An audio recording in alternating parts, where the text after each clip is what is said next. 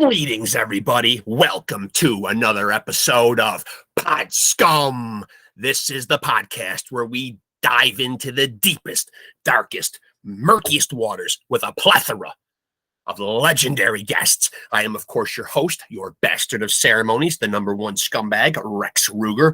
That's Rex with 3 X's, kids. Don't get that twisted. It's 3 for a reason. You might also know me as a.k.a. the King of Sleaze, a.k.a. the Hair Metal High Priest, and most importantly, a.k.a. Diamond David Lee Roth Jr. That's right. You're looking at him right here. The son of glam, the front man for the band. Just smoked a few grams, got a million fans. I'm your ice cream man, Mr. Wop Bop Doo Bop Wop Bam Bam Hot Damn Shazam. And I'm feeling good. More importantly, almost dropped it. I am looking good. And that's all made possible by learn it, live it, love it, kids. And you too can look like this. I'm joined as always by my doorman, my consigliere, who's opening the door to let my cat out. The great Keith Hernandez puppet. Thank you, Keith.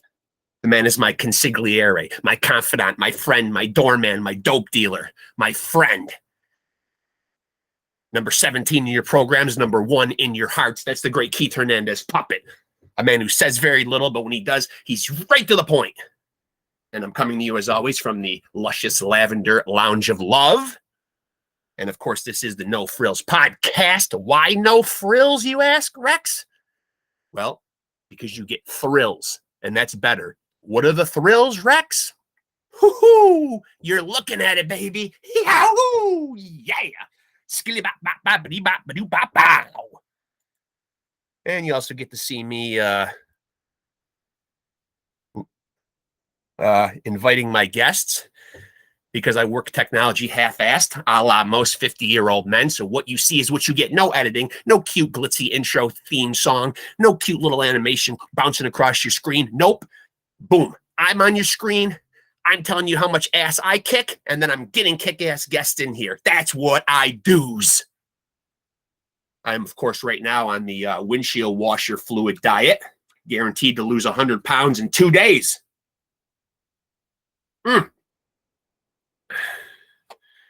Or be dead after 2 days. But either way, you're thin.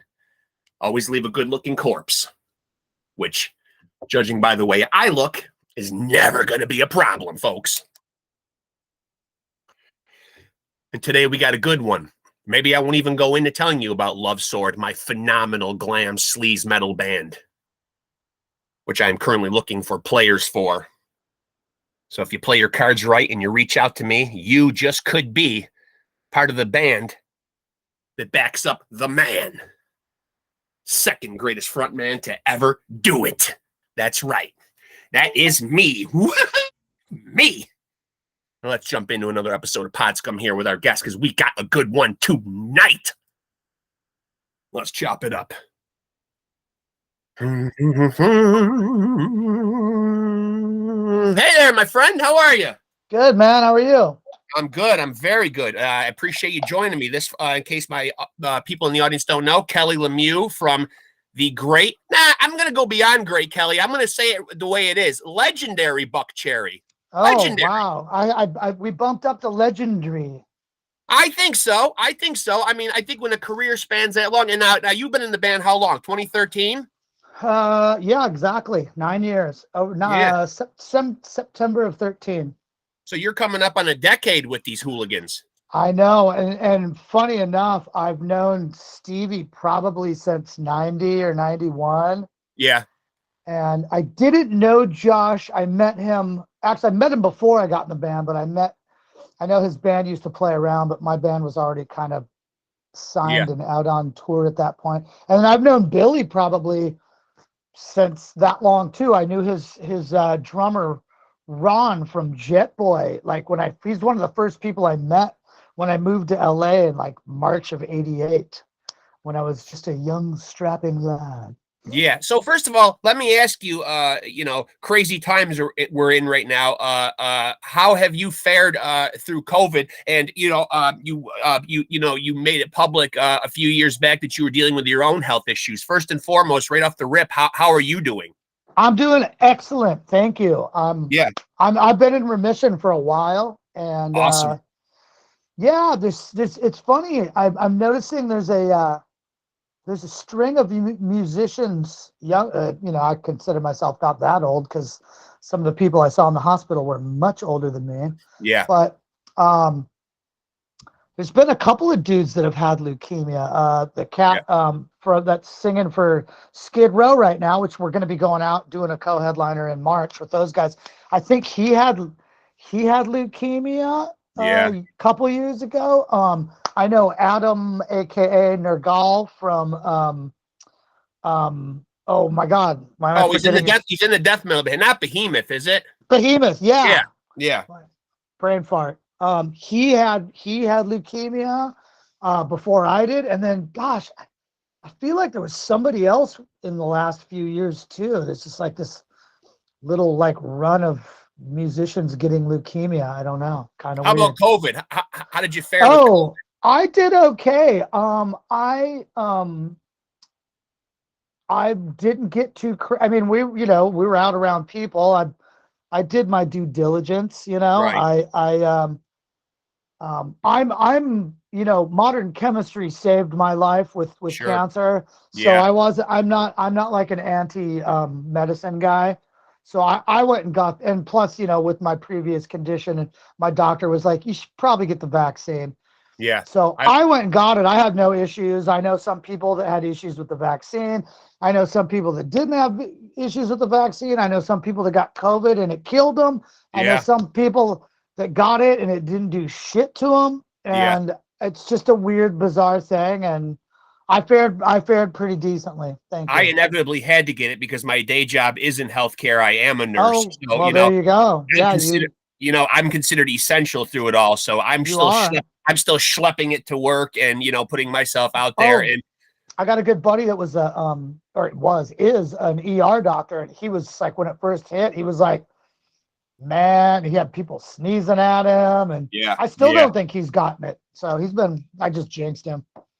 Let me ask you, a question about you've done stuff with I got my notes here with Paul Gilbert's teaching there, and also the Portland chapter of School of Rock. Why do you get involved with something like that? Is teaching something that you're passionate about? No, I actually I'm not passionate about it at all. It was one of those things where the timing for the School of Rock here, I wasn't even living up here at the time. I was up visiting. That's when I was in my my old band Goldfinger, and the singer's a producer, so he would get booked up, doing records because he could stay home and make a bunch of money doing records and doesn't have to hang out with us. And so I would come up here periodically because my family's up here, and I grew up around here. I finally moved up here for real. But I would come up and just hang out with my family. And one of my buddies was opening the school, and he hit me up, and I did the boot camp, as they call it. And I thought it was really fun, and it was really cool. Like, I mean, it's not that I'm not passionate about teaching, but once I started kind of doing it and getting involved with the kids and everything, it was kind of cool. To watch, I'm like, oh wow, like these, like watching them, like, because I remember, we didn't have that stuff when I was a kid. You had to drop the freaking needle on the vinyl. Learn it the hard way, kids. Or you would ask one of your buddies or an older guy who was a player, or maybe, you're like me, you took 3 lessons after you were already in a band and playing. And it's one of those things where, like, I wanted to play bass. Somebody had a bass. I had a drummer and a guitar player. And I was like, yeah, I'm a bass player. Where do I put my fingers? Got it. And I'm just like that. I was a bass player. But so I started helping out, and it was just really cool and really, like, it's nice when you see them have like an aha moment. Oh yeah, yeah, that's cool. Where you're just like, oh, they're getting Yeah, yeah, rad. So that's really kind of magical. But as far as being passionate about teaching, I'm not like Paul. Paul's an amazing teacher. yeah, Paul's actually taught me, like I've done records with him and or had to learn stuff from his previous endeavors. And there's a lot of notes going on. And, yeah, I mean, I physically have the dexterity and I can play a lot of that stuff, but my forte is, I like meat and potatoes shot from the crotch rock and roll, you know what I yeah, mean? yeah, yeah, So I could dust my brain off and learn it, but Paul will actually would send me stuff to Dropbox and he would break it down. Okay, here's the first part. yeah, And he would just break it down and I'm like, wow, you're really good at this. yeah, yeah. He has a knack So for it. Yeah, yeah, and I have the patience for it. Ironically, they would my buddy would give me the really young kids that hmm, were just starting. yeah. He's like, he said, you're really good with the young kids, like you. And I'm like, well, yeah, because I'm like 7 in the brain anyway. So You can relate. I can totally relate. Yeah. Where's my juice box and turn on the cartoons? But I gotta say, that's not always the easiest on every level, though, because I watched my grandkids go and play like t-ball this year, and God bless those guys coaching them because at a certain level, it's great to start kids out early with stuff. But from what I saw with the sports, you've got the kids that don't pay attention. They're sitting in the outfield, they're picking their nose, they're eating grass. You know what I mean? Yeah, I mean, half of them, their That parents part's put them there. They don't even know what they're doing. right, right. Sometimes kids can definitely get pushed into stuff, but the flip side of that is, though, it's nice that there's hope and that rock and roll will continue to Precisely. be carried by this next generation, because Absolutely. it does seem like technology is tainted a little bit when a kid with no musical talent can just whip his computer out and go to an app and make an album. All you need is a Guitar Center credit card and an app on your phone, and Yeah. you're pretty much good to go. Where do you stand on that technology and what it's done to the music business? I feel that the cream always rises. Yeah, If you're, I mean, a lot. I see a lot of people, actual players and whatnot, or people that are fans of rock, yeah, kind of get whingy about some of these younger kid bands that come out that are yeah, guitar driven. yeah. And my whole philosophy is, man, as long as kids are picking up guitars and playing, Absolutely. I Yeah, don't give a fuck, man. couldn't agree with you more. So what if they sound exactly like Led Zeppelin? So Right. what? I don't care. They've actually, honed their craft and are Sure. honing their and I'm all for it. When I was younger, I was way more competitive, but I don't really have anything to prove to myself, Right. or anybody else. So I think, there's enough room for everyone. Now, as far as what I do have a problem with is, I remember these 2 singers, Millie and Vanilli, who Yeah, I think the world remembers them. Yep. who got outed Yeah. for not singing on a record Yeah. and just looking good. And one of the guys, I'm not sure if this was completely related to it. Maybe he clearly had some depression issues. One of the guys eventually killed himself. Oh yeah. Yeah. Which is really sad and really tragic. And also, I think it's sad and tragic that some of these artists don't. No, I'm just kidding. That's but there's true a lot, too. Yeah. But there's a lot of bullshit out there. There's a lot of people that play to a lot of fucking tracks. Oh yeah. Yeah. It's becoming pretty rampant. Yeah. And I don't know if that says anything about the artist or about the people listening. Maybe it just says something about society as a whole. There's a lot of fakers out there.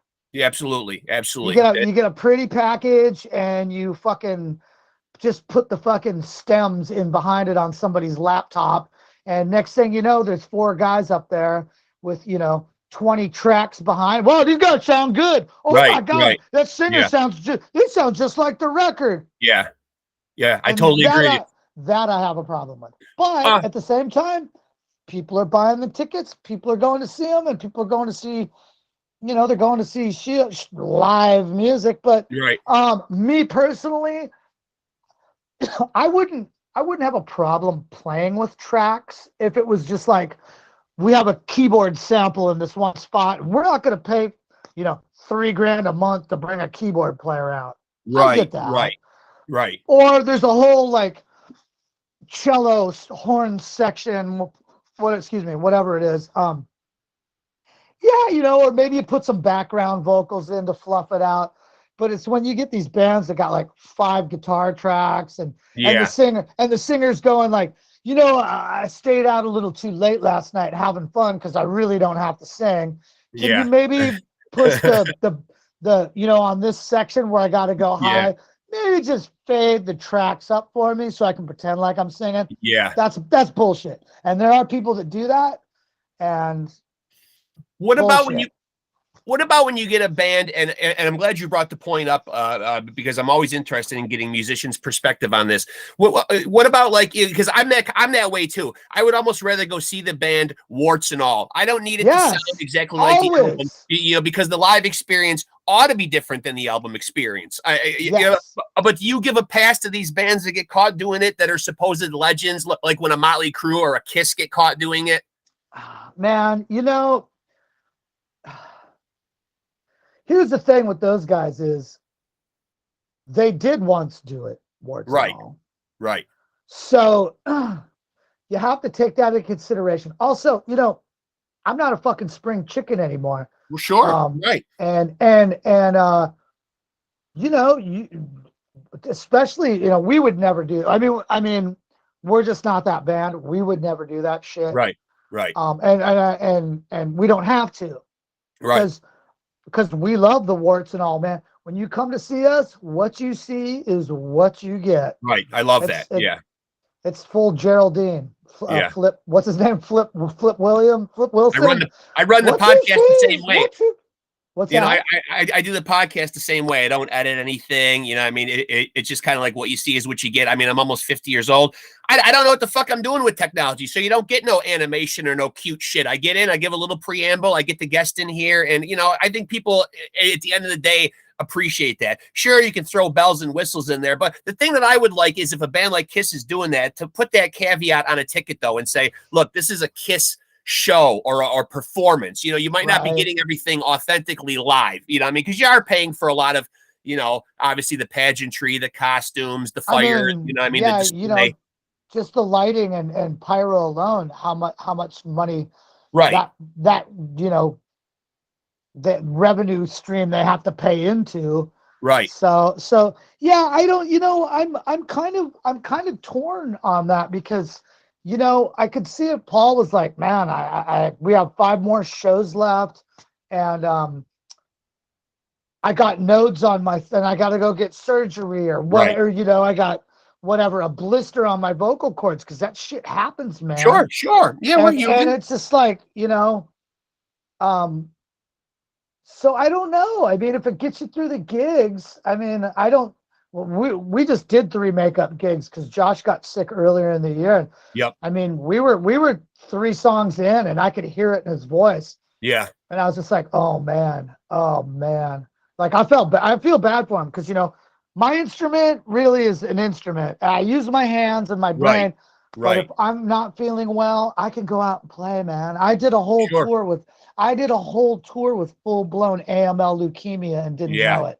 Yeah. But if you're a singer and your body's your instrument, that's fucking hard. And Kiss creates, they bring in a lot of revenue and they pay a lot of people. And so I don't know. I mean, me personally, I know we wouldn't do that. I mean, if they were doing it all the time, then I would say maybe you should put a disclaimer. But if it's just one of those things where it's like, man, we got to get through these 2 shows, you know? And like there's a couple songs where he can't hit the notes. I don't know, you know? You know, also, you know, back in the day when we didn't have this stuff, we also didn't have internet. Right. So, you know, one thing I learned going out with Paul Gilbert, you know, everybody's got their cell phone up right on his fucking hands, I know. Man. I know they're looking. Everyone's out there. Everybody's a critic. They're filming it Yeah. They're filming it, and then they're gonna go later on, and they're gonna like, you know, pick everything apart and Yep. fucking, you know. And then they're going to put it up on YouTube so the masses can crucify him. You can't have a bad gig anymore. Is the point I'm trying to make. No, If you have a bad gig, everyone's gonna see it. Yeah. Dude from Darkness is gonna do a breakdown on it, which I love his. I love his YouTube stuff though. I watch it all the time. I think he's great. Yeah. He's I think he's fair, and I think he's pretty smart about it. But that's what's gonna happen. Yeah. You know, that's just the way it is. As you've gotten older and you've had to deal with the health problems, do you have to make any special preparations? Has your routine changed as far as like being on the road and touring? I mean, obviously we get older, we can't hit hit things as hard as we did when we were younger. But has it affected your touring routine or any part of road life? I would say quitting drinking 17 years ago really fucking helped. Sure. The way we tour, we just our tour cycle for the last record, Hellbound, came out early June of 21. Yep. We just finished our last show of the tour cycle, 238 shows. Wow. That's a tour. Yeah, that's a tour. I would be willing to stack that up against anybody right now. No question. If there's anybody that's toured more than us, please pipe up and tell me. I'd like to know I'd like to know who you are and shake your hand. Yeah, absolutely. Yeah. But I would say it's just stuff like that. And I work out on tour when I get the chance. Sometimes more than others, depending on I like to have my energy reserved for 9:30, 10:30, whatever time we go on. Right. So it's like when I'm home, I'm up early. When I'm on tour, I don't get out of my bunk till like noon because I want to be awake at my maximum. Absolutely. My whole day revolves around that hour and 20 minutes we're on stage or whatever. Sure. And so yeah, I try to I'm just getting older. I just do all the things that exercise, try to eat healthy. I mean, I'll eat some donuts every now and then. Yeah. But, it's not like I'm drinking a freaking bottle of wine every night. So I'm right. like, oh, I had a maple bar. That's my crazy shit. Or, oh, you know what? Like, we'll get done with the show and we'll look at me and Stevie or whoever. And like, you want to split a Coca-Cola? Yeah, not a Coke. You want to split some Coke? Yeah. You want to split some Coke? No. You guys are doing different Coke nowadays. You want to split a Coke? Yeah. Yeah, that's we love the Coca-Cola. So obviously, Josh Todd, a fantastic front man. Does he give you guys a lot of room as far as like input when you guys all get together to write an album? And what's the creative process like for BUCKCHERRY? Well, is it kind of a collaborative thing? Well, it's weird. When I first came in, it was him and Keith that wrote everything, and then now it's him, Stevie, and we've been working with Marty Frederickson the last 2 records. Yep. So they kind of like hash stuff out, send us demos. I go through it, and then we go in. We just finished the new record. It's done. They're mixing it. It might even be done mixed. I will get a copy of it when it's done being mixed, and then they're going to master it. But I mean, it's just kind of like, we just, it's rock and roll, man. There's a formula, but there's no like great formula to it. Right. I mean, right. BUCKCHERRY does what BUCKCHERRY does, and that's who we are.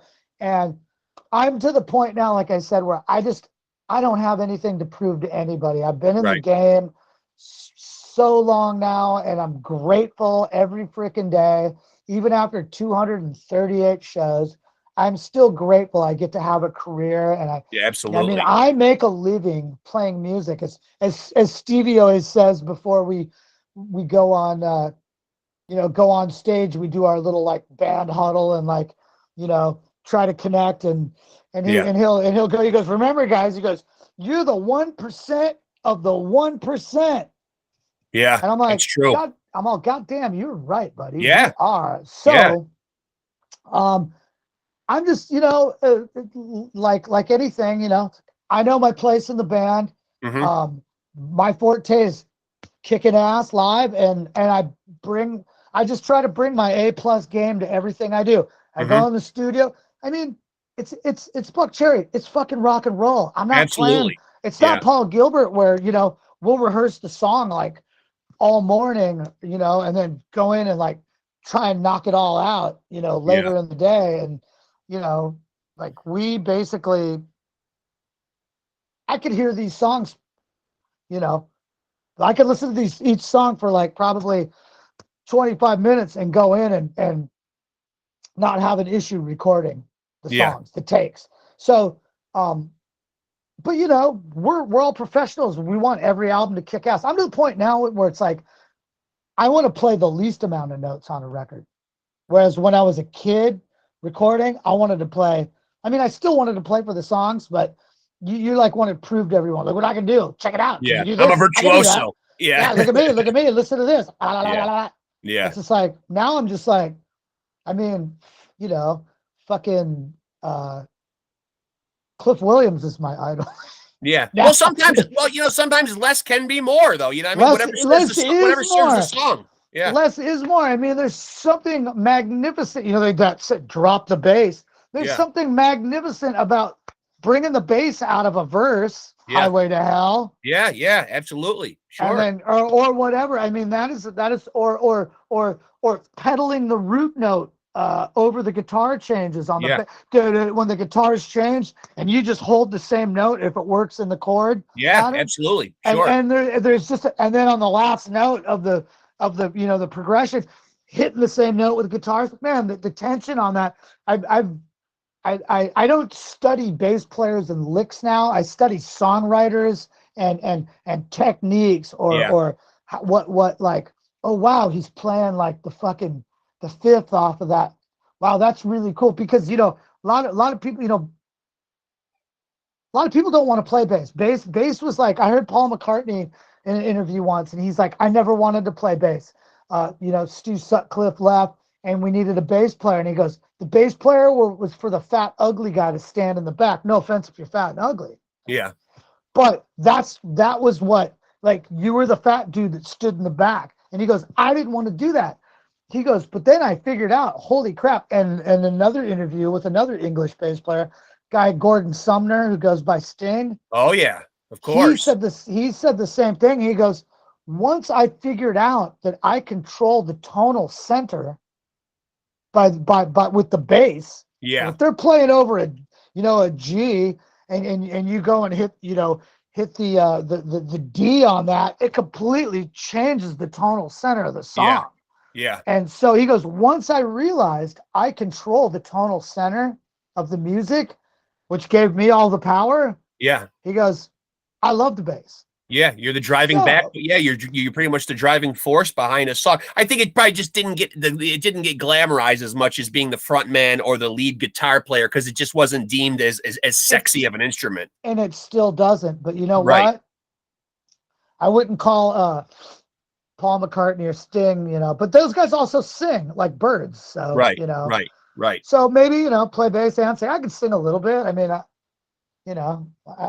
do my little backup vocals, and I can harmonize and whatnot, but it's like, I know my spot. I know my role. A lot of these guys, I see a lot of these behind the music. So I'm like, your fucking ego is what cost you your gig. Yeah. Check your fucking ego at the door, people. That's all any of us your can really ego. do. I mean, we just play to our strengths, I mean, Absolutely. we kind of find our lane. We got to find our lane and what we excel at and what we can bring to a situation. And 100%. Yeah. 100%. So, you're not going to see Keith Richards trying to perform Flight of the Bumblebee. Right. He's not going to sit down and start tickling the ivories on the piano or anything. He's going to, he's going to give kick-ass riffs, and that's his job in the band. So I'm interested. Do you guys have band meetings about the way, the format in which you're going to release music? And by that, I mean, it's been a very polarizing topic where some bands are going like the singles route. Some are going the EP route. BUCKCHERRY seems to have done some EPs, but they seem to be still a band that likes to put out traditional LPs. 50s, you know, an album from start to finish of strong songs. Is that something you guys consciously sit down and talk about? Like, do we want a full 10 or 12 songs, or should we be doing EPs? You know, I mean, do you guys have a set opinion on that? Yes. I mean, I think I think the times still dictate a lot. It's funny. I was just having this conversation. It's like the more things change, the more they stay the same. Because if you think about the 50s and the 60s, it was all singles. Yep. They didn't start putting real, I mean, albums until the rock guys came out, like in the, mid to late 60s. Right. I mean, your Beatles, your Stones, your Who, a lot of the, Elvis's. Right. They would put a bunch of singles out, and then they'd take all the songs and put an album out. Yeah. Yeah. So I think it's getting to that point. We're doing an album. This is an album, our new album. It is an album, but who knows in the future? Maybe it will make more sense. I mean, the good thing about us is we've always got extra songs laying around, man. Yeah. That's a nice problem to have. I think we went in with like 30 songs and whittled it down to 11 or 12 or whatever it is. Yeah. So there's a lot of leftover tunes that, and who knows, maybe we'll take those songs and put another EP out. You know, I mean, I don't know. Maybe we'll just go in and record 4 songs and release a single, Bottom line is our 10th record will be coming out. Yeah. Next year. And as somebody who goes back to that period of time when you immersed yourself in an album from start to finish, and you looked at cover art, and I've talked about it on here before, and opened up the gatefold and poured over everything. I like that experience, but it seems like the public's attention span is really dwindled quite a bit to where people are just picking out a couple of tracks. And I've talked to a lot of people on here that don't see the upside sometimes to putting out a dozen songs, because they know that they're probably not all going to get heard. But does that get frustrating? Obviously you're always going to have a couple of hits off of there, but sometimes, like when you write stuff on an album that's really great, your quote unquote deeper tracks, do you get frustrated sometimes to think that maybe you've got some great pearls in there that you're really proud of, but they might not get a lot of recognition? As a musician, is that frustrating? No. I think we're all just happy to be recording a record. Yeah. At the end of the day, yeah. I mean, I know what you're saying, and ultimately, BUCKCHERRY's we put out albums to tour, which I think most people do now. I mean, unless you're hip hop. I mean, you got to think about this too. There's a couple of generations now of kids that didn't even. At least one, maybe two, that only grew up with hip hop or pop. Sure. Don't even like, you know what I mean? They're what's rock? What was that? Somebody did a song recently, like that was an Ozzy tune, and there was all these, it's so great that whatever this artist was, could make this old man popular again. And I'm like thinking to myself, you better not be wearing a fucking Ozzy t-shirt, you little fucker. Yeah. What's the game? Name 3 songs. Yeah. You see a Kardashian with a Slayer shirt on. Oh, I know. And then you see somebody from Slayer wearing a shirt that says "Kill the Kardashians." Kill the Kardashians. Yeah. I find that amusing. Yeah, very. But I don't know. I mean, I don't know. I'm not that precious. As long as we get like 4 or 5 songs that people love and we play them live off the new, like we played 6 songs off the new record. We only I think it was only 10 songs on that record. Maybe we did. That's pretty awesome. And they went over live. If you could do a 10-song record, I think we're just going to the old, like, where it's like, vinyl, 5 songs, 5 songs. Right. You know what I mean? It's just like,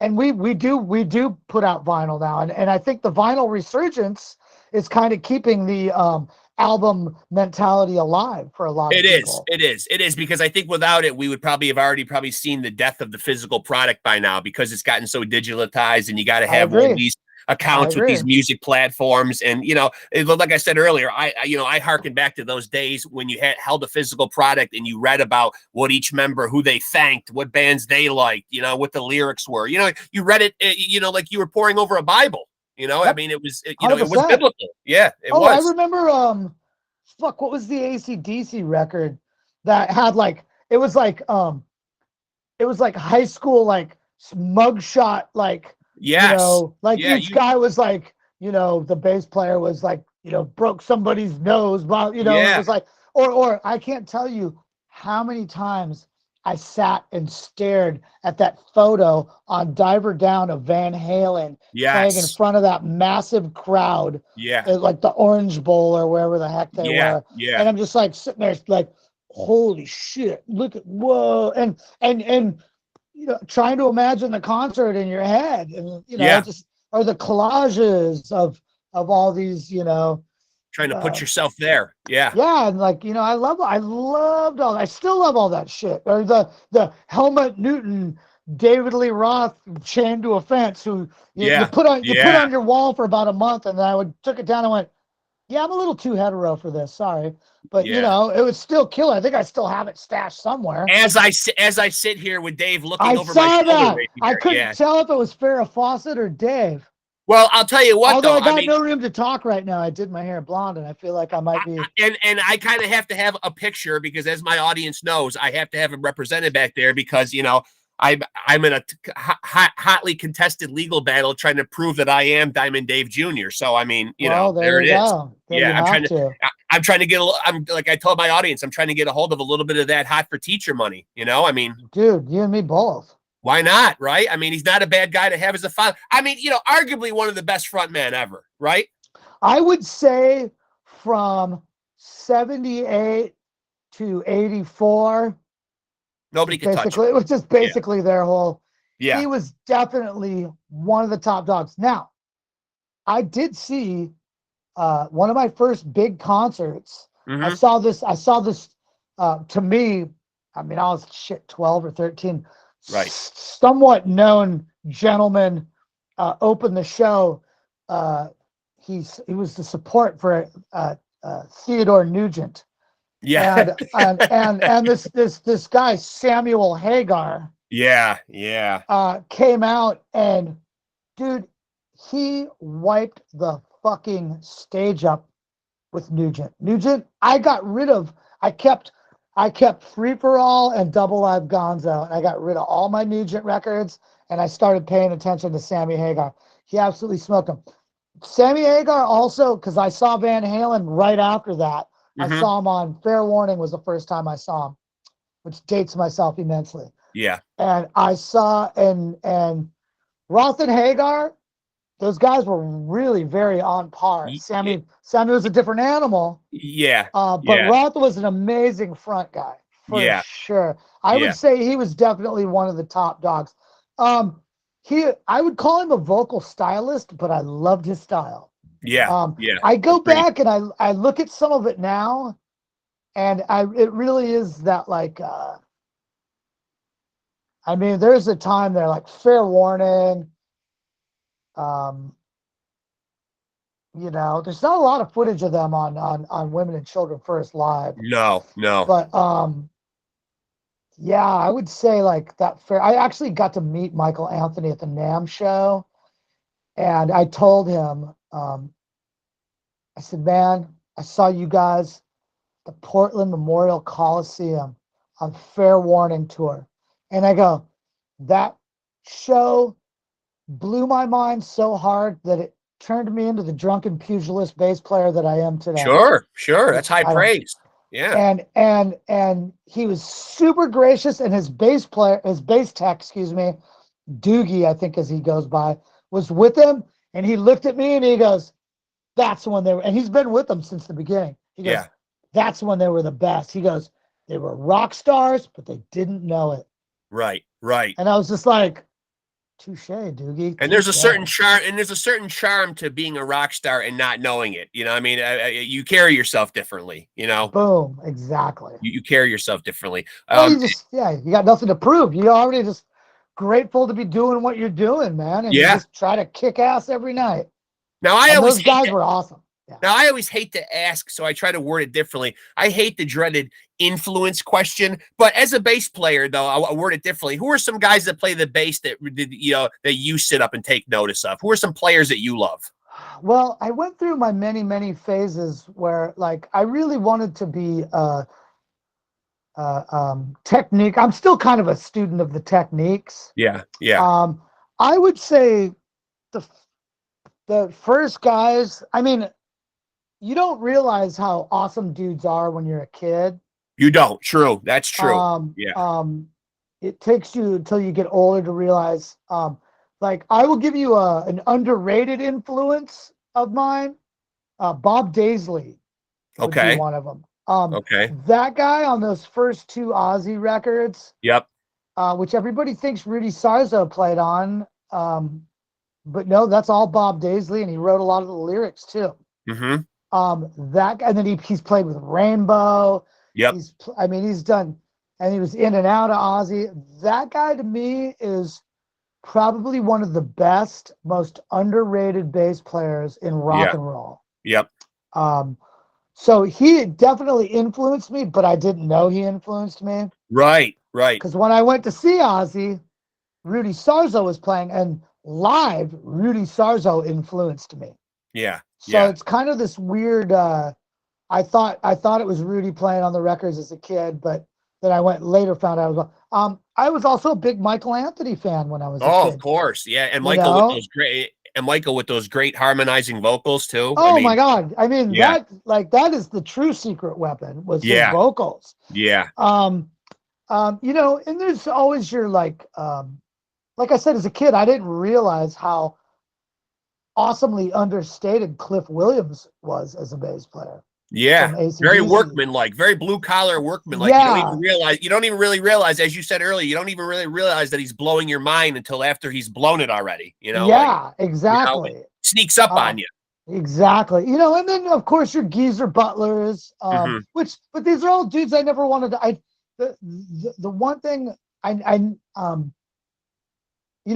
understood of Tom Peterson from Cheap Trick with the 12-string bass. Yes. I remember seeing that when I was 11 or 12 when Budokan came out, and I remember holding the vinyl up going like, okay, there's the guitar, there's the drummer, there's the singer.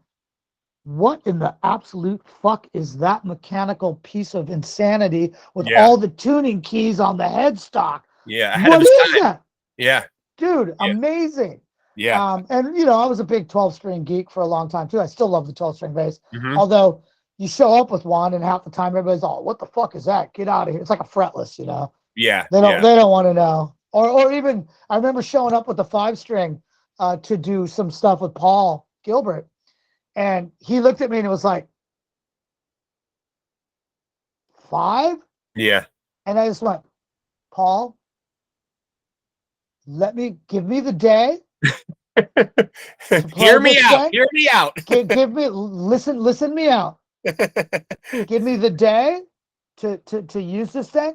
And if by the end of the day you think it's a bad idea, I will play a 4-string. No problem. Let me win you over. Yeah, let me try to win you over. By the end of the day, he was like, yeah, I'm convinced. I like it. Yeah. Because that's the thing. Just because you have all the strings doesn't mean you got to play them all. Right. Sure. Right. So, and having a keyboard player and those 5 extra lower notes. Yeah. That shit's fucking invaluable, man. It really is. And now we've mentioned his name a couple of times on here, and certainly a big shout out to Paul Gilbert. For those who don't know, I'll just throw out Mr. Big. Go do your homework on them. But Racer X. Yes, in Racer X. So to tie in, how did this relationship and this working with Paul Gilbert come about? So I'm good buddies with John, aka Juan Alderete, his old bass player. Okay. And he in '98 told me, he goes, "Hey man, Paul's looking for a bass player, and he's holding some auditions." He goes, "I think you'd be awesome because I think you'd get along with them. You should come down." And he gave me, funny enough, he gave me a burned CD of the material. So I had like a day to listen to it and kind of Yeah. pick out some notes, but I didn't Yep. tell Paul that. So when I went down and did the audition, I was like, "Oh, how's that go? Okay, cool, got it." And Yeah. totally like just, Yeah. you know, Yeah. and so I ended up doing that tour in '98 with him, and Paul ironically moved to Portland a few years ago, Yep. or more, a little. He moved there because he was asking me. His wife Emmy, who actually played keyboards in the 2013, I think it came out 2013, vibrato, or as we used to call it, vibrato, and she was not a fan of LA. She's Japanese. She liked having seasons. So they ended up moving here. He lives like 2 miles from me now. Nice. So Nice. I'm just always out of town. We try to meet up, and then COVID hit and blah, blah, blah, blah, blah. But that's kind of how it all happened. And then we he's just also always, and he's also a guy who's used to playing with great bass players. Obviously, he played with the great Billy Sheehan. yeah. Oh no, I mean the fact that Paul keeps calling me is just like, Yeah. you know, I can't, you know, and I could, like I said, I can play all the fliddly skiddlies and the wheedly wheedlies, but Right. I Right. prefer to hold down the fort, man. Yeah. And I think he appreciates that too, that I prefer to hold down the fort, so he can run along and, you know, play all his fucking crazy fucking notes that I still sit back and listen to and go like, wow, you really are a freak of nature, aren't you? Yeah. He is. He That is. guy's he's so awesome, and he's just super nice, super down to earth. And the thing Yeah. about him, like most great musicians, he's just a big fan of music. Yeah. That guy's a super music fan, like the rest of us. Yeah.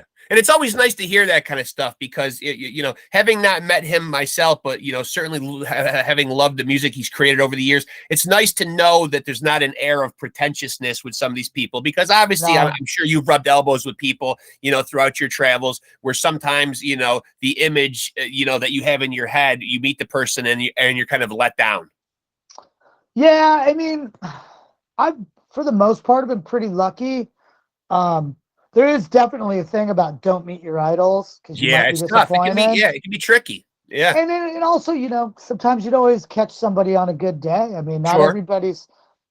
sometimes you just want to sit down and eat your fucking beans. And Absolutely. Yeah. people, you know, it's like I personally am a little bit psychoglycemic. So I have to be very diligent about eating when I need to eat. Cause I mean, you know, it's to Yeah. the point where like the guys in the band are like, did you eat? And I'm like, no. Right. Why Right. don't you go eat something? I'm like, Yeah. okay.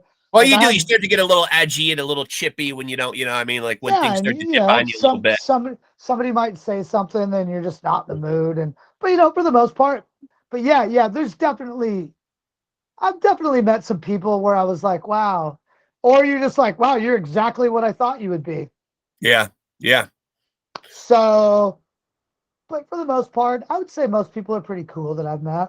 Are there guys when you're crisscrossing throughout the world and you're doing shows here and there? Are there people in the music world specifically at any time where you yourself have been you know, starstruck or met somebody that really blew your mind and you're saying like, wow, I can't believe I'm meeting this person?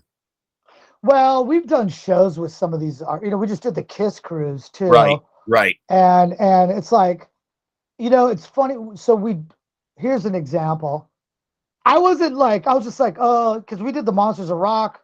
Right. Or, well, dude, we just went out with Alice Cooper. I mean, that Right. was like the whole, and I love the guys and gals in the band. Absolutely. And Absolutely. it's like, that was like probably one of the most fun tours I've been on. Like we had some really cool Yeah. moments. Yeah, there's some bands that well, like doing the Kiss thing, I wasn't that jacked up. Like I was, everyone's like, "Oh my God, you're doing the Kiss cruise," and I'm always one of those dudes that like I don't get excited until I'm actually there. Right. Right. Right. And so we got on the boat, and I was just like, it all started sinking in, and I was like, "Holy fuck, I'm on a fucking cruise boat with fucking Kiss." I know. Fuck. Yeah. And I'm The just like, reality and set in. the 10-year-old me. Sure. Yeah. I mean, I know a lot of kids now, there's like, like clown baby music. Like, what is this? You know? And I'm just like, man, the 10-year-old me is just like, hey, blah, blah, blah, blah, blah, you know, and I'm like, we're up there playing, and I look over and there's fucking Paul like fucking bobbing his head watching us. And I'm like, hey, Yeah. Daddy, what the fuck? You know, you just turn into like, but at the same time, I didn't really meet him, and although I'm sure I could have. Billy knows him. My guitar player Billy knows him, and you know, and BUCKCHERRY before I came in did shows with him and stuff. And in a way, I almost don't want to meet him because it could be spoiled, right? I mean, I do believe that they're very nice guys, but you just never know. As you said, you could be catching them on an off day, and then your whole image is kind of, you know, tainted a little, you know? Yeah, and it's just like you catch somebody in a mood, and next thing you know, you're being verbally undressed by Gene Simmons. In front of a crowd of people because you made some funny comment, and he just took it upon himself to fucking, you know. And I'm not saying, you know, maybe he won't. I feel like I can hold my own with Gene. It's like, but yeah, I mean, there's definitely like some contemporary people that, you know, you're like, wow, that's pretty cool. Yeah. Or, wow, that dude's super cool. Or like just recently, I mean, I just got back from Australia, and I ended up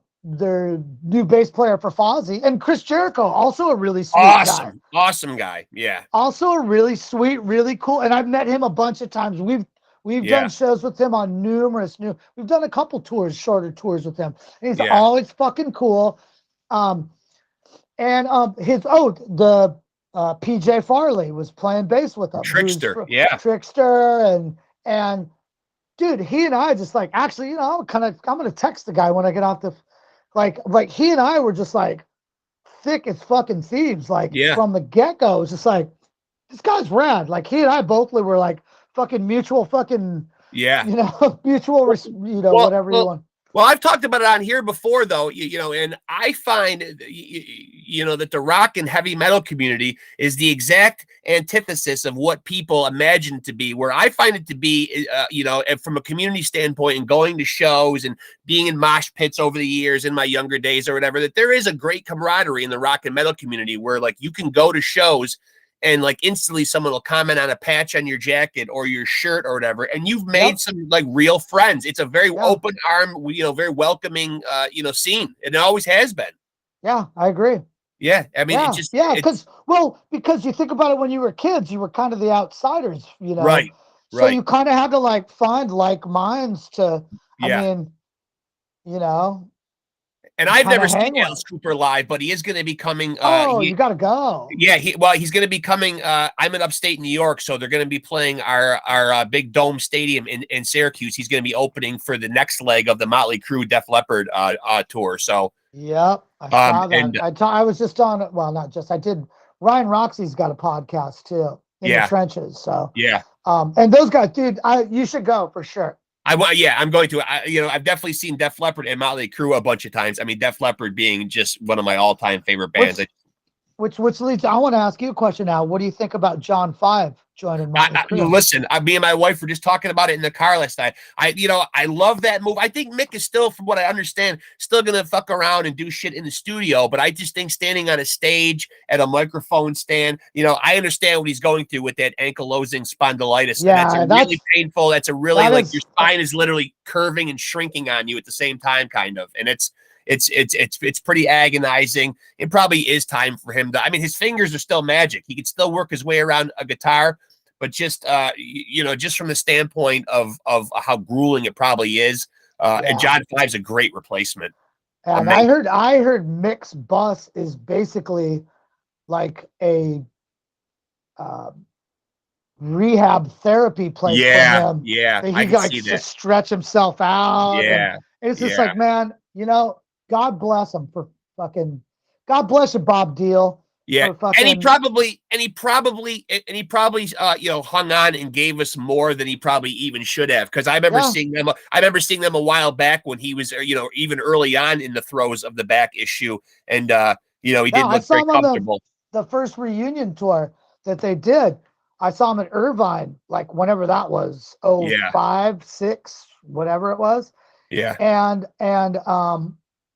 I remember two things. I remember thinking, wow, Mick Mars looks like he's having the most fun of anybody on stage. Yeah. Yeah. And I also said, wow, he also looks like he's in the most pain on stage too. Absolutely. Absolutely. So When he's he going through his no joke. clearly loved playing guitar, which Yeah. you can't fault anybody for wanting to do that. You know, but they've certainly gotten themselves what I would deem you know, in that, you know, virtuoso category. I mean, getting a guy like John Five, and you know, you're infusing some young blood, you know, some younger blood. You know, he's probably, you know, I'm guessing several years younger than the other guys in the band. I don't know by how much, but Yeah, he's probably, I mean, I think Nicky's older. Tommy's got to be 60 at least by yeah, now. yeah, Mick was older than all of 71. them. Yeah, yeah, Yeah, yeah. But 70. I think it's the right 71? move, and it's the right time for him probably to hang it up, though. You know what I mean? Yeah. You know, because at the end of the day, I mean, if you don't have your health, what do you really got? You know, I mean, Yeah, no, you are 100%. It's I I think there comes don't a point in time. I don't think it's like how much money do you need? I know, I It's like know. you're 70. You Yeah, think you're gonna live to be 100? I right, mean, right. probably Yeah. got enough to keep you to 100. Yeah, it's an it's an inspirational story because, like I said, I think he did hang around and still sacrificed probably himself a lot in order to, you know, still be out there doing what he loves and being able to you know, deliver those songs upon us in a live setting or whatever. And Yep. he probably, you know, you know, stayed at the party a little too long or whatever. But you know, he certainly probably did a lot of that sacrificing for the fans. They're inspirational all the way around. I mean, I love the guys in Def Leppard. You know, like they could have totally moved on and sacked Rick when he lost the arm or whatever, and they Yep, stuck together like exactly. they stuck together like true brothers. They never gave up on the guy or whatever. And I mean, Very you know, commendable. just what he's been able to accomplish, you know, I mean, like reinventing pretty much his own drum set and working with his Yep. feet a lot and the one arm. I mean, it's amazing. Amazing. Agree. I mean, just totally amazing what that guy has been able to, you know, because he initially, you know, this is interesting from a health standpoint, too. He initially had the arm sewn back on, but it just kept getting infected. They had to take it off, you know, so that's a real fuck when you're a drummer and you're like, fuck, I'm losing an arm, you know, I mean, like, Don't drink and drive, kids. I know. I It's, guess that, it's kind of sad that the drummer Rick's only got one arm and Tommy Lee has 3. I know, Jesus Christ, I know. He's a fucking tripod. Cut your fucking dick off. Give it to Rick. Come on. Give it to Rick. He could use it. Yeah, absolutely.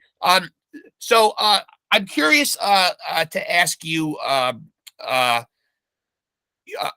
are you currently, because you know, I got a list here. You know, you've done the Goldfinger thing in the past. You Yep. did the MD45 project with Dave Mustaine. Fear. Electric Love Hogs. I really liked the Stork stuff. You know, rest in peace to Shane. Yep. A awful tragedy. Just Yep. you know, but are you somebody right now at this point in your life who still likes to stay busy and have a lot of projects, or is BUCKCHERRY your main focus? Have you scaled anything back as far as like your you know, your work rate? Well, I mean, BUCKCHERRY is a full-time gig, but Sure. I did have a little break, and the Goldfinger guys hit me up to do a couple of East Coast shows. Yep. 2.5, 3 weeks ago, and I went down to LA, did a couple rehearsals, and then did those, and it was really super fun to do it again. And it's so yeah, I like to stay busy, and then we actually are on a break right now. Until, well, really until March, till we do the Skid Row tour. But I put together an 80s new wave cover band for fun. Nice. For fun and profit with my buddies in town. So we just started rehearsals. We have our first gig January 21st here in Portland. It's all local stuff. I live in Portland, Oregon. So I like to be busy. You know, people call me up like, "Hey, will you play bass? You want to come down and play bass?" Yeah. Yeah. You know, and I have the time, and you know, they like to pay. I love playing with other people, but you know, BUCKCHERRY's those are my boys. That's Where the bread's buttered. Yeah. that's, well, yes, and it's really me. It is the most it's just the best fit. Just, you know, musically, I love that type of music. I'm a huge, like, probably like I mean, I listen to everything. Listen, you were talking about, I didn't even get into the rest of the bass guys because I love, playing with Paul. Ironically, I was a huge Billy Sheehan fan Sure, because sure. he sounded like, now that I'm moving back to that No, that's okay. conversation, Yeah. when I heard him play in Talus, I was like, holy shit, this is Eddie Van Halen. Because let's face it, when I was a kid, I didn't want to be Michael Anthony. I wanted to be Eddie Van Halen and David Lee Roth on the Yeah. bass. Yeah. So when I heard Billy Sheehan, I was like, holy fuck. And then I started getting into Jaco Pastorius. Oh yeah. And like I played fretless. I mean, I really, really studied fretless bass for like a while. Yeah. Which really helped me move into playing upright bass. I played upright bass in a country band for a while just for fun. Yeah. Just because I wanted to like do it. But getting back to, there's way more shreddy guys that I love. I love the shreddy guys when I was younger. Flea, all that, Stanley Clark. Yeah. All that stuff. I really got into that whole like competitive bass playing where I just wanted to learn. But I was never like, look at me, look at me. It was always like, can I do this? Can I do this? But at the end of the day, I just want to, AC/DC is probably my favorite rock band of all time. Yeah. I just want to play fucking rock and roll, killer fucking songs, rock and roll, shoot from the fucking hip. Love it. And that's what I love. And BUCKCHERRY is just like the perfect fit for me. I agree.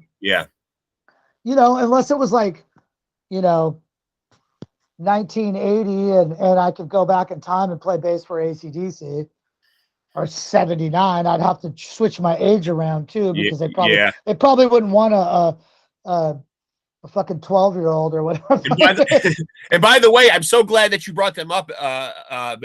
Because I will take the opportunity to let my audience know that the new Brian Johnson book, absolutely incredible, fucking incredible, man. When did it come out?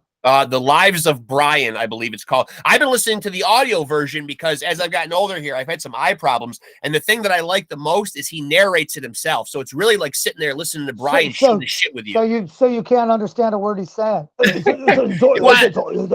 I think somebody must have told him, hey, Brian, look, this has got to be decipherable. You really got to, but it's still Brian being Brian, but it is uncharacteristically pretty easy to understand, because I have heard him on Howard Stern and heard him, in different, in different venues doing interviews. So it is pretty discernible, but I mean, it's great when, I'm a big one for, reading these rock bios, but when you're telling your story, I hate when they go out and get like a narrator or like a guy to read it, because I don't think anybody tells your story quite the way you do. I agree.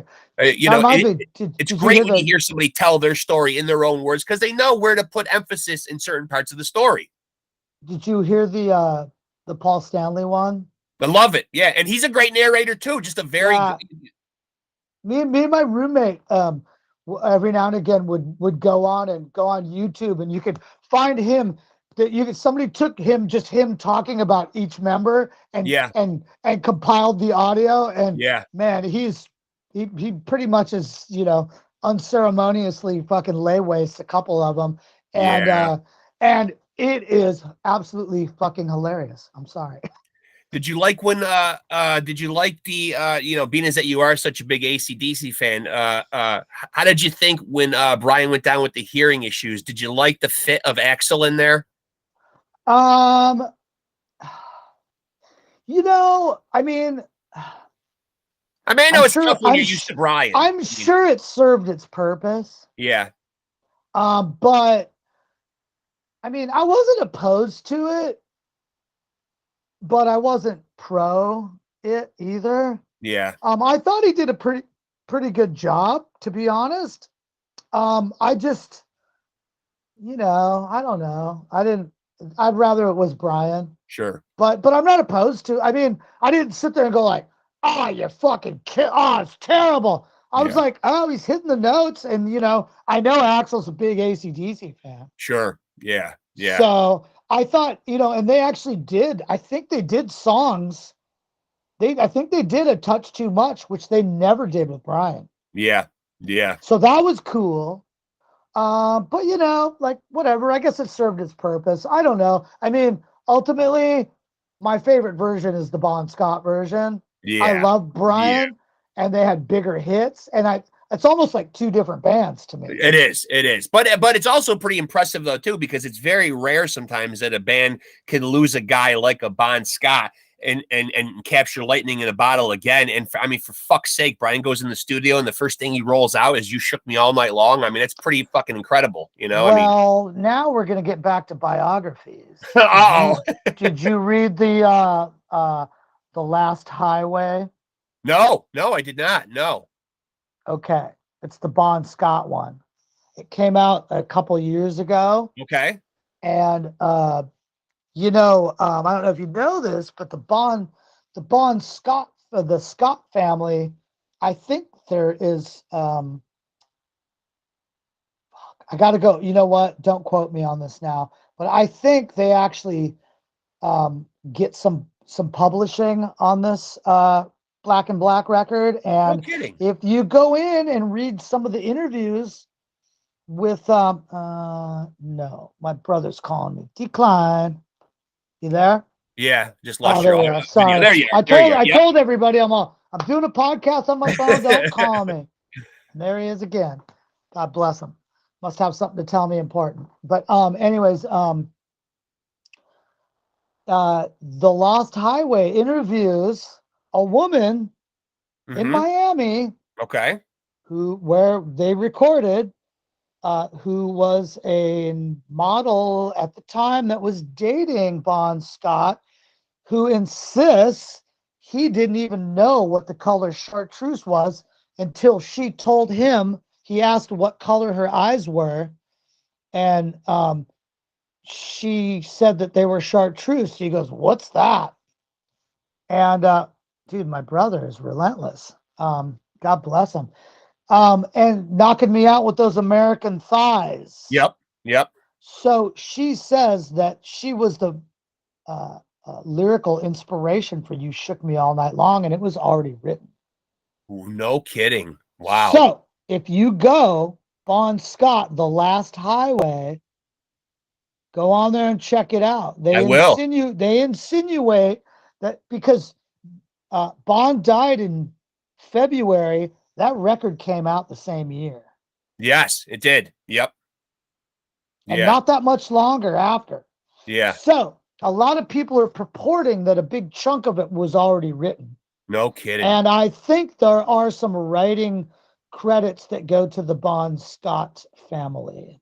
So maybe they just swept it under the rug, gave the family some publishing, and said that Brian did all of it. Now, having said that, nobody really knows except for maybe the guys in the band that are still alive. So we'll just throw alleged out there. That way that absolves us of making any accusation. I say it's alleged. I also say that if you could see Bon Scott singing some of these songs. Without a doubt. Yeah. Hear Bon Scott sing. Absolutely. Yeah. Absolutely no question about that. Yeah. So, a lot of that material. Having said that, and when they found him, they were looking for him to come into the studio and do vocals. So. Yeah. If you do the math and add the timelines up, some of that shit had to have been written. Yeah. Had to have been. How much I don't know, Kelly. Rewrote? I think after the music business, Kelly, you may have a future with maybe some private investigating.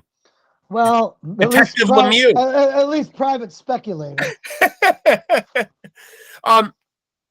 Let me ask you this, because I've been trying to compile this, like a bunch of these, and asking my guests this at some point. Best piece of advice that you could give, or that you've been given, doesn't even got to be music related. Just in life. I got a couple of them. Okay. One for all the young aspiring musicians out there. Okay. And you could put my name under this. This is my quote. Sure, absolutely. You ready for Full this? credit. You can't fake calluses. That's You true. either got them or you don't. That's true. That's true. You're either a bass player or a bass owner. Yep. Yep. That's true. That's It's true. also another one I'm going to give the younger guys. You're only on stage for an hour and a half, whatever. The rest of the time is hang time. Yeah. Try to be fun to be around. Yeah. Otherwise, you're Yeah. not going to get the gigs. I don't care how good you are. Jaco Yeah. Pastorius was possibly the greatest bass player on the planet. And the end of his life, nobody would hire him because he was a mess. Yeah. Yeah. So there's that. The other one is don't go out with the girls that you like. Go out with the girls that like you. They're going to treat you better. Now that's good advice. That's good advice out there, kids. Pay attention to that. Yeah. Now, if I could only take my own advice, I'd be a fucking goddamn guru. Let that one marinate in your head a little bit, kids. That's a new one I just heard that Yeah. I'm marinating on right now myself. But it's after I heard it, I was like, and you know who I heard that from? The fucking what's his name? He's an actual he wrote some books. He's an actual pimp. The guy that always wears the green and carries the chalice, the mug around. Iceberg Slim? I think that's him. Iceberg Slim. I think that's him. Yeah. I think that is a quote of his. Yeah. Well, listen, So- I mean, you know, I don't think you rise to the top of the I guess you'd call it the pimping industry, probably without knowing a thing or two. I'm not. Yeah. Oh, yeah. No, absolutely. You have to. Yeah, I would say so. As the rappers have been known to say, pimping ain't easy. No. It doesn't seem like it is anyway. I don't know because it seems hard and I never want to try it. I'm not in the business of keeping women in line. I mean, I have a wife who has to keep me in line, so I don't think I'd make a very good. I'm barely in the business of keeping myself in line. Right. So in closing here, what else do you got going on? What else can you tell the audience out there? Obviously, we know that the BUCKCHERRY gig is a pretty damn good day job. Anything else going on or coming up on the horizon? Well, like I said, we just finished the new record. It's in the can. They're mixing it right now.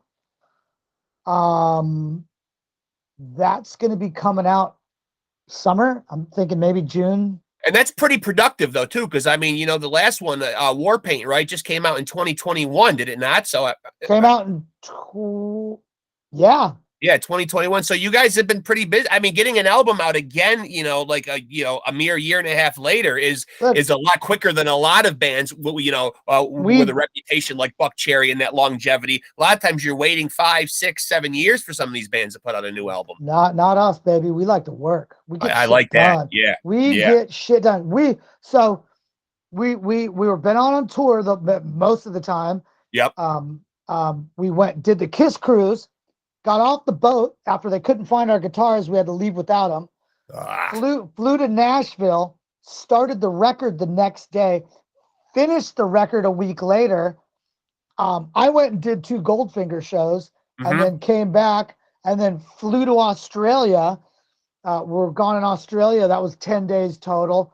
Came back, had 1 day off, and then flew out and did these last 3 makeup shows. And we just got home on Sunday. They're mixing the album. The album's probably going to be, I don't know when they're going to master it, but I would imagine, I think the record's probably going to be mixed and mastered by the end of January. Yeah. Then it's going to be coming out. We're doing March with Skid Row, all of March. We're doing that. And then the record is going to probably be coming out early June, or it's either in June or July. And then we'll start it all over again. So no rest for the wicked, man. I got basically, and then I have my new wave cover band I'm doing for fun with my homies. And I mean, we really don't have time. We'll probably in February, we'll probably shoot a couple of videos for the record. So they'll come out and get some rehearsals going and learn this new material, like together, like really get it wired and get a whole new set list together and do it all over, baby. When you say new wave cover band, so like what kind of people are you talking about? We're talking Duran Duran. Oh, I love We're it. talking The Cure. We're talking Psychedelic Furs. Love it. Do some Talk. Yeah. Gonna do some Power Station. Love it. Gonna do some modern English. I'll stop the world, melt with you. Yeah, yeah. We're talking. Those are the ones I can think of offhand. Who's singing these songs? I got my buddy Stephen McSwain that actually sang in my AC/DC. I had an amazing AC/DC cover band. I mean, I had Doug Rappaport, who is a transplant here. I actually got him together with Paul, and we all three jammed, and it was badass. Doug playing guitar. Doug plays with Edgar Winter. He's in Japan right now playing with like this. I can't think of the guy's name, but he's basically like the Japanese Elvis. Yeah. You know, Doug's doing like 3 nights at like Budokan with this guy and whatnot. Yeah. Pretty good. Anyways, yeah. So I got him singing. My good buddy Kevin Hahn, who's also an amazing singer, but is playing guitar in this, and you know, some of my buddies around town, they're in other bands, and you know, it's just like, hey, it's hard for me to like. I'm one of those. I can't sit around too long. I go crazy. Whose idea to do this new wave band is this? Is this something that was solely your idea? It was me and my buddy Kevin. Yeah. And we had another band that was a rock cover band also called Trans Am Summer. And he's like, hey, do you want to dust that off? And I go, no, I'm tired of playing rock cover songs. I have an amazing real rock and roll band. I get to do all that stuff with them. Let's do some new wave shit, man. I want to do some. I love that. I want to, you know, I grew up on a lot of that stuff. I mean, I listen to everything. I'm like a secret goth too. I listen to a lot of goth stuff. Yeah. I'm a huge, I love the Sisters of Mercy and, you know, all that 80s goth shit I love.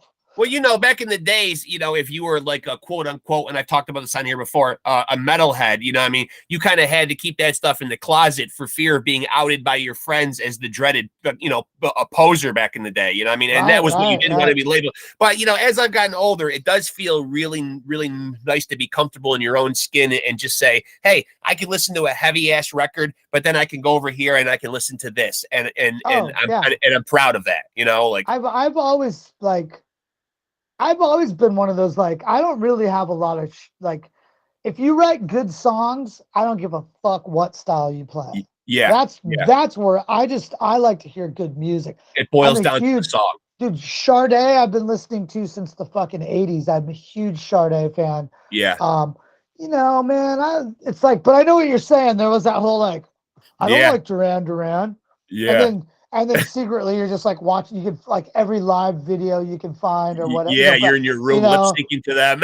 And well, I had my high school sweetheart actually turned me on to Duran.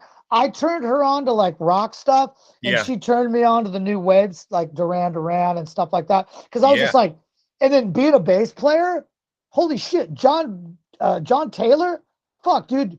I dare any of you rock metal bass players. Learn fucking Rio note for note. I double dog dare you. And he's also another guy who wrote a fantastic book that he narrates himself. I read that one. I actually read it. Yeah, just a monster band, and they've enjoyed, you know, and they're one of those bands that just keeps just being there. You know, they're always there. Yeah, man. I mean, and they still pull it off live, you know. Now, let me ask your opinion before you go here about Josh Todd, who I think you know, he's licked his demons in the past. He's been public about that. You know, in the pantheon of frontmen, and I know it's hard for you to, you know, to maybe be biased because he is your bandmate, but you know, and correct me if you feel differently, but I mean, criminally underrated as a frontman, I think. I think the people that know who Josh are like, they get it. They know what's up. Yeah. I think, well, I think the only thing that really you know, like backbites BUCKCHERRY is the fact that the biggest song is Crazy Bitch. So that kind of puts you in like a sort of I don't want to say jokey, but like it kind of like anybody that knows BUCKCHERRY knows, man, we got some killer fucking songs. No We are question. not just crazy bitch. And to be honest with you, I don't even think that's and I can say this objectively because I was not the bass player until 9 years ago. Right. So I could Right. stand back, but there's that Crazy Bitch is even the best song on that record. Right. Right. In my humble opinion. Now the fact that it got popular, fucking kudos. That's awesome. Yeah. But it's to a lot of people that don't know, I think they think that's our legacy. But Josh, yeah, dude, Josh is fucking great, man. He's a fucking real, he gets on stage and like he's one of those dudes that like everybody's like their attention's on him, and that's what you fucking want. His voice, very distinctive. That's why I was like, it's like no matter what we play, it's always gonna sound like BUCKCHERRY. Yeah, you've carved out a very distinct sound. Yeah. And now, like any singer, you either love his voice or you don't like his voice. Right. And Right. now you can say that about Robert Plant, Anybody. fucking Mick Jagger, Iggy Pop, I fucking agree. anybody. It doesn't matter. You either like their voices or they don't. That's all fucking subjective. But yeah, Josh is, he fucking takes care of himself. He fucking, that guy's very dedicated to his craft, 100 fucking percent. It And shows. if you don't, and I think everybody is in the band, to be honest, I don't think anybody takes it fucking lightly. And when you come see us, I've had people that were like, man, I only knew this about BUCKCHERRY. And like when we did the Alice Cooper tour, we had people from the Alice Cooper fans are now coming to BUCKCHERRY shows because they were like, I had no fucking idea you guys were this awesome. Yeah. So, that's why we're just out there plugging along. But yeah, Josh isn't like, the fucking multi-ranged fucking, he's not Robin Zander. Right. But you know what? That guy gets on fucking stage, and when we get out there, all eyes are focused on him. Yes. That's what you fucking want. That's a front man. That's what you want, which goes back to like people in the band, know your fucking place. You're not the fucking lead singer. Right. Do your job the best you can. Don't try and compete. I see man, I've been watching all these fucking, I can watch a lot of these behind the musics, and it's like, me too. Dude, love them. It's like, I just watched the Heart, like an interview with somebody from Heart, and I'm just like, well, those girls are clearly the fucking focal point of the band. They're the stars. It's like, shut the fuck up and play your fucking drums. Yeah, be happy you're along for the ride. Yeah, you're on stage with them. What, you gotta let your little ego fucking poopy pants. I know. Now you're walking around with white jeans on and shit stains in the back. Nobody wants to see that. I know. Fucking get up, do your fucking job.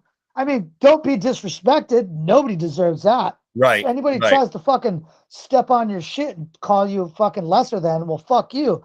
But at the same time, keep your calluses fucking in check and keep your ego in check, baby. Keep those calluses hard, kid. You heard it right there from a real live rock star, goddammit. Check your ego. Check your ego and keep your calluses hard. I think that encapsulates it all right there, Kelly. I mean, what more do you want? What more do the kids need to know? You're preaching to them. It's just like church here. the church of LeMIEUX. I love it, man. Listen, man, I could sit here and chop it up with you for hours, man. You're so easygoing and easy to talk to. I really appreciate it. I appreciate you taking the time to do this. Hopefully we can stay in touch. When the record comes out, we can do it again. Let me know, man. You know how to get a hold of me. Yeah, absolutely. I appreciate it, Kelly LeMIEUX. Thank you so much, my friend. Thank you. Thank you for having me. All right. I appreciate it, brother. Have a good rest of your day, man. Thank you. Thank you. You too. All right. Take it easy, sir. Death to false metal. Yes. Later, buddy.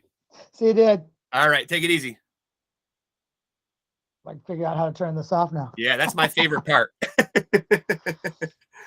Close the app, dummy. Close the app. There he goes, folks. That's Kelly LeMIEUX from the legendary, and yes, I'll say it. Oh, Mark, there you go again. Rex, I should say. Let me use my stage name here. Rex, there you go again. Talking about legends. Well, that guy's in a legendary band, and he's a legend himself. Played with the likes of Dave Mustaine. You heard him, the great Paul Gilbert from Mr. Big. And now he has a little day job as the bass player for, BUCKCHERRY, only one of the biggest rock and roll bands on the planet. Go give that guy a lot of support. Go check out everything that BUCKCHERRY's done, especially since 2013, because those are the albums that Kelly was on. I want to thank Kelly LeMIEUX for coming on here, man. I hope you guys enjoyed that episode. And I want to let you know, as always, remember, kids, take it easy and keep it sleazy.